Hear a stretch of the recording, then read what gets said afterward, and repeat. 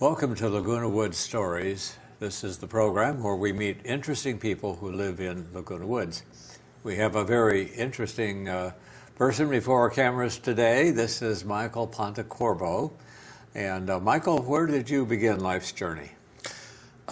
In Upper Montclair, New Jersey, Okay. which is where my grandparents live. My parents themselves were living in New York City at the time. Uh-huh. My father had graduated from Dartmouth, had come back from the war, Really? and was in the process of deciding whether to go back to school or not. And he did. Uh-huh. And we drove across the country in a rather elderly car when there were no interstates to Berkeley, California, where Wow. he started to get his PhD in economics. Uh-huh. And in that process, I lived in Berkeley, I lived in Boulder, Colorado in the early 50s. And eventually, when he received a PhD and became a professor, we went to Bowdoin College in Maine. And Really? I lived there for 8 years. A brief year sabbatical at Washington University in Seattle. And then eventually to Columbia University in New York City. New York. So I had quite a few trips back and forth across the country Oh. when I was young, So- and saw quite a lot of the country. Very interesting. So that makes you more of a bi-coastal person rather than just a New York City person. People always wondered when they listened to me speak, gee, Where are you don't from? seem, you don't sound like New York. No. Or, going down street, from New England. From New England. And I went to school in suburbs of New York and went off to the University of Wisconsin in Madison for 4 years. What would take you to University of Wisconsin? They accepted me. Good reason. I was a very modest student, and they accepted me. And what did you major in there? of all things, geology. Oh, really? Yeah. I have no idea why, other than it was an outdoor activity, I thought. And so, and having been back and forth across the country a number of times, I certainly saw a lot of geology in the process. And so somehow it clicked. It was a big mistake. No. There were lots of other things I would have rather majored in, theater, music, but they just didn't come to mind at the time. Okay. Well, I think a lot of us major in something that ends up not being what we do for our life work, but you had a college experience and learned some things about geology in the process. Yeah. What brought you out here to Laguna Woods? How long have you been in the village? Oh, I've only been here for 2 years, so Okay, it's you're brief. a newbie. Yeah, newbie. There were stops along the way, of course. I didn't come directly from the Wisconsin to California. We're going to talk about a major stop in just a few moments, but tell us how you happened to choose to come here. My wife had a cousin who lived here who encouraged us to come. And we did visit, and our first reaction was negative. But that was just because we were so unfamiliar with the opportunities that Laguna Woods offered. And we were thinking at the time about possibly the west coast of Florida, but I think we made a much, much better choice coming here. We were thinking, we would be underwater if we were on the west coast of Florida, or soon, anyway. I think the highest point in Florida is 200 or 300 feet above sea level or something like that. And where we were thinking was probably a foot or two. Yeah, right. Well, you mentioned to me before that a major part of your career was at ABC News in New York, I take it. And how did that come about, and what did you do? Okay, so that was a very roundabout journey. I had come down from music school in Boston. I'd gone for several years to Berklee College of Music in Boston, and had decided that that really wasn't the path for me. I'd gone back to school to get a master's in business administration in the University of New York, NYU. And having finished that, I thought, well, okay, so maybe I should go into banking. And the bankers all very smartly knew that I was not a banker and rejected me everywhere I went. And in the process, I had a friend in New York, and I said, gee, you work at ABC. Are there any jobs for financial people at ABC? And he asked around, and the answer was yes. And I was very quickly hired, and within a year, I was working in a job that was a combination of skills. It was both production manager and sort of a financial manager in a special events group. And the special events group took care of the news division's business when they went to conventions, to large remotes, which was something that was done back then. And these included travel to Moscow, to Rome for changing of a pope, to China, to Beijing for when Tiananmen Square occurred, and to Japan. The emperor died, and we covered that in a big way. There was a 20th anniversary of our leaving Vietnam, and we went and had a big temporary installation in Bangkok, Thailand, that supported a number of our correspondents and producers and crew that went into Vietnam to cover that event. And one of the most interesting ones was when the Pope went to Cuba, to Havana. Of course, we have not been doing business with Cuba, and so how was I to pay for all the services that we would need, all the local services?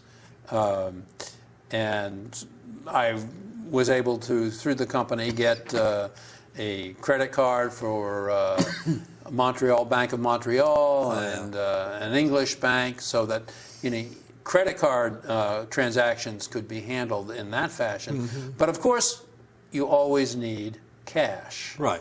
And So the locals... Are we talking about pesos? The locals are only too happy to receive American dollars. Oh, yeah. So I traveled to Cuba with $400,000 in cash in like a gym bag. Wow. Yeah, and had to be responsible for it during the whole time there. Wow. And this paid for all the local hires that we needed, translators, office help, cars and drivers, other random expenses. I mean, we hired airplanes at one point to fly to different parts of Cuba to cover the story in local areas. But it was an interesting experience to have that much money in cash in a bag and under my responsibility. Right. You didn't want to advertise the fact that you had a fortune in this gym bag or whatever it was. No. Yeah, we probably, or many of us might not even realize that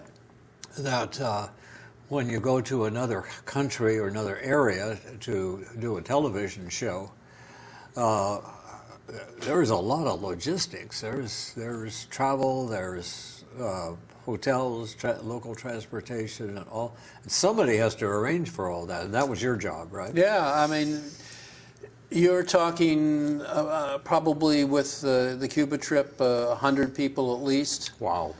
Because what you have is the company doesn't make a distinction of, okay, we're going to send 100 people and they were going to take care of all the programming that's necessary.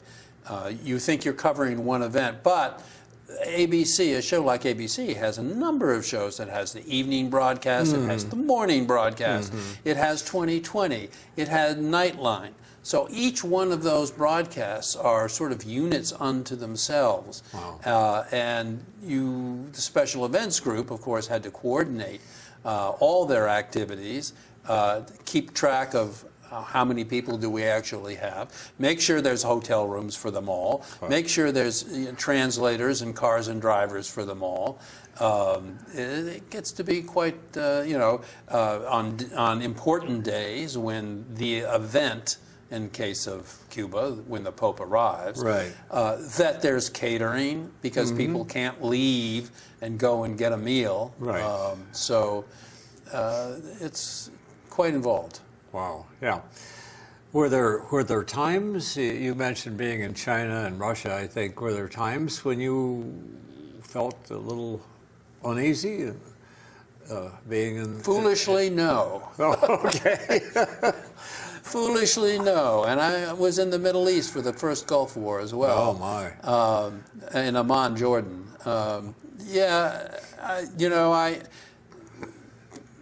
You pitch in and you do any kind of odd job that's needed at the time. For example, I can remember running tape to the crews that were stuck out in Tiananmen Square. And having to do so would be to find, the blonde person in A Million Chinese in Tiananmen Square. Made you pretty obvious. Yeah, that I was, certainly, and I would look for them, and because most of our crew, of course, were, they came from England or they came from Europe. So that was, quite an experience. Right. Quite an experience. At one point, we were having trouble getting transmissions out of China, and as a result, would it be satellite back then? Or? Yeah, it would have. We were satelliting and landlining as well. Wow. And I can remember going to the airport and offering travelers who were going into Narita, into the Japanese airport. Here's $50. Will you take this tape with you so that when you get off the airplane at Narita, there's someone there who will meet you and you can hand it to them. Wow. That was highly suspect. I can't imagine why I was never arrested. Because I'm sure the airport was swarming with security. Yeah. But what were some of the other more exotic or interesting places that you went to? That is, being in Moscow for a month. A month? When that was the Reagan visit. And that was quite an experience. The networks do something called a pool. Okay, and this is a responsibility that rotates amongst the networks. Right. ABC, our number was up for that Reagan visit, and as a result, we were responsible for a certain amount of the infrastructure that all the networks, CNN, NBC, ABC, and CBS, would require. So we were responsible for setting that up.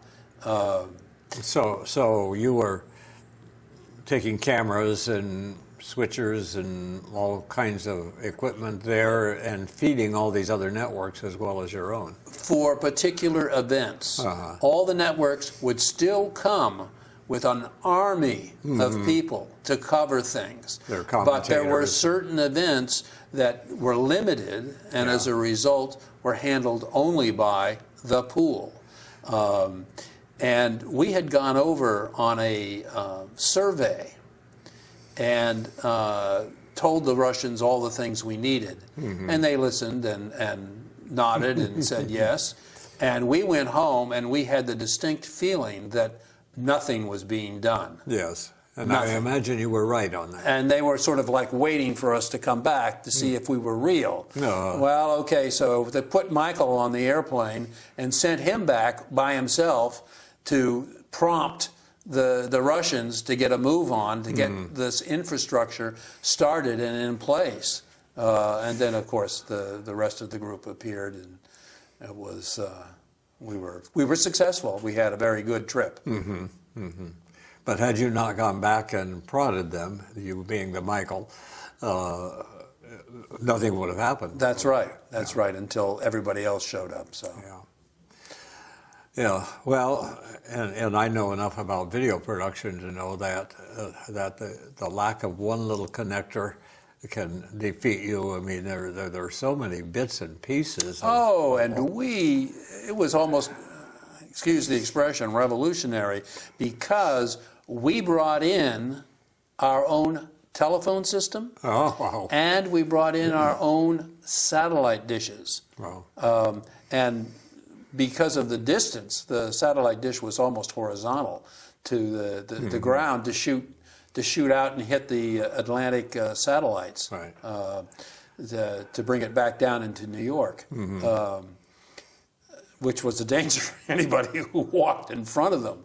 But it was also, we had almost a private line to our offices back into New York. So you could pick up a phone and almost dial your local extension in New York. And this was in Moscow when, oh God, I can't remember, 1988, 89, when the Reagan visit? I can't remember exactly. Couldn't tell but you anyway, so that was pretty novel that we were able to do that. Yeah. Well, what a wonderful career opportunity. And how long were you with ABC? A little over 20 years. Wow. So that's a wonderful thing. And you were living in New York the whole time? The whole time. Yeah. So, Michael, you are an interesting person because you have a lot of interests, music, literature, and that sort of thing, and theater, obviously, because one of your interests came to fruition here when you took an old story, which is now public domain, and you made a theatrical script of it. Tell us about how that developed in your thinking. I want to go back to when I came to New York and was kicking around. I went to work for a fellow named, he had a nickname, Chiz Schultz, Charles Schultz, who was a television and movie producer. Not the cartoonist. No. And he worked for CBS, Children's Television Workshop, a number of different things, produced a couple of movies, Ganja and Hess, Baron Wolfgang von Schmidt, a lot of black features, and worked for Harry Belafonte for a while. Wow. So he was a very interesting guy, and I worked for him for a while and saw how movies were made. That was sort of what pushed me into going to work at ABC too, in part, was that experience. The story Roman Fever by Edith Wharton was a story that I must have read back in those days. And it was a story that immediately I thought was a great story, and has always stayed with me. And then this was not written as a screenplay or anything like that. It was just a short story published in a magazine, perhaps? Or initially, oh dear, I can't think of. That's all right. It was first published in 1934. And I encourage anybody to go and look it up and read it in the original, because it's an excellent story, well written. So it made an impression on me. When I moved to Laguna Woods, Carol Glenn found me, is the best way to put it. Okay, and Carol Glenn is? She's an actress and producer and director here with the Old Pros in Laguna Woods. Very experienced person. And she thought I would be good in a stage reproduction of It's a Wonderful Life. And I played George. I would say it's been done, but... Yeah. Oh, yes. Yes. And it was a great experience, and it sort of clicked that, gee, I know this great story. And I went back and read it, and I said, oh, with very little work, I think I can make this into a stage play, which I did, and which we performed. And the Old Pros presented it, I don't know, I must have been last fall, late last fall maybe. I can't remember exactly when we did it. I was thinking it was more spring, but I could be Could have wrong. been January, February. And then immediately I had read that the video club was going to put on, was looking for scripts. Right. And I thought, oh, well, I'm just going to cut in line here and jump to the head of the class. And because I have one. Right. Here I am. I have one. And so I corralled everybody. Of course, I had the players from the original play. Right. I had to write some new parts because in the play itself that I had written, there was a narrator who helped move the storyline along in certain places. Well, that particular actress didn't want to play the part anymore, and also it needed more if it was going to be shot as a movie, as a film. Right. And so I sat down and wrote parts for that helped it move along. Kept the original two actresses that play the main characters, added a couple of young actresses that did a great job, and we filmed it here in the studio, and I think successfally, and I can't wait for more people to see it. Right. And that will happen right after we finish editing it. We're 90% done with editing. But I got sucked into the wake here and got to help with some of the technical stuff and talk a little bit about the idea of shooting it in front of a green screen. I hated the idea. Okay. I hated the idea, but for someone like me who was a novice. It probably turned out to be a good idea. What I wasn't prepared for was that we were going to shoot it like a television show. And I wasn't prepared to do the kinds of cutaways that this kind of production needed. We were still successful. I think it tells the story. But there are certain times in the film itself that a reaction shot would have been exceedingly helpful. But because I was unprepared as to how we were going to do it, I never made allowances for that. But it was a good experience. It was a learning experience. Yeah, absolutely. For everybody involved, I think.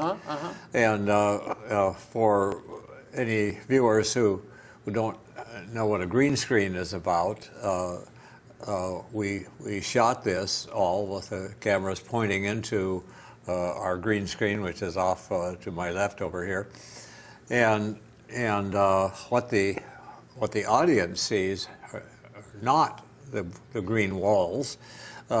They see photographs that we found in various places.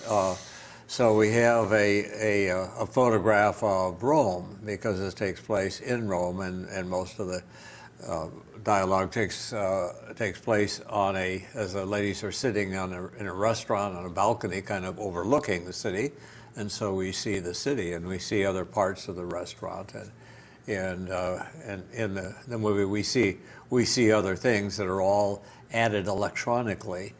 So it's a different kind of experience for the actors because all they can see are the green walls. So impressive that you could send everybody over to Rome on no budget at all. No budget for sure. Yeah. And it was great to get the assistance of everybody. I mean, when I imagine what the end product is going to be, we're not quite there yet. And I think that almost no money whatsoever was spent. Right. It's quite phenomenal, and that's a result of yourself, of Laguna Woods, to have such a facility. Yeah. The other people who gave their time. There's some original music in the piece by Mark Hochberg. The actresses. It just and the one actor. The one actor, yes, yes, the waiter. It was. It's very impressive, I think, and makes me want to do more. That's right. Yeah. It makes me want to do more. I have ideas for more. Good. Well, that takes me to my next chapter here, and that is, what's next for you? Oh dear. Well, I'm, as you mentioned at the beginning, I'm involved in music here. Part of something called the String Band, and we'll have a concert this fall. What do you play? I play guitar. Oh, okay. And sing. Uh-huh. And I'm also a member of something called the Moonshine Band. Really? Which is some... Sounds like country music. Yeah, it is. Really? It is, and it's kind of fun. Yeah. Oh, yeah. And we'll play a benefit concert probably in early spring. It'll be a benefit for the Equestrian Center. Yeah. Very good. We did one last year, and it was very successful. People enjoyed it. There were people out doing all kinds of country dancing, line dancing. So we were encouraged and want to do it again. Yeah. So well, that sounds that's like a lot of busy. fun. I've written 3 books. I'm in the process of editing them. Oh, what fiction? Yeah, fiction. All 3 are mysteries. One is a young adult mystery. Then there are 2 others. There's one that's a mystery that takes place in Arizona that is about water resources and who's stealing the money. And I have another one about Los Angeles in 1929, just as as Wall Street falls. Really? Yeah. Okay. A bank robbery. So these are not in print yet, is that right? No. That's another journey that I've yet to take, which is to find an agent and see if there's interest. Yeah. Well, we thank you for coming in and sharing some aspects of your most interesting life, and we will look forward to seeing you and I, especially the finished product on the video. Yeah. But we'll definitely put that on the local television. Yeah, I hope it goes on TV6 and then maybe on YouTube or something like that. Yeah. So can't wait for you to get the books finished so we can have you as a guest on our Eyes on Books show. There you go. So thanks again, Michael Pontecorvo, for sharing the time with us.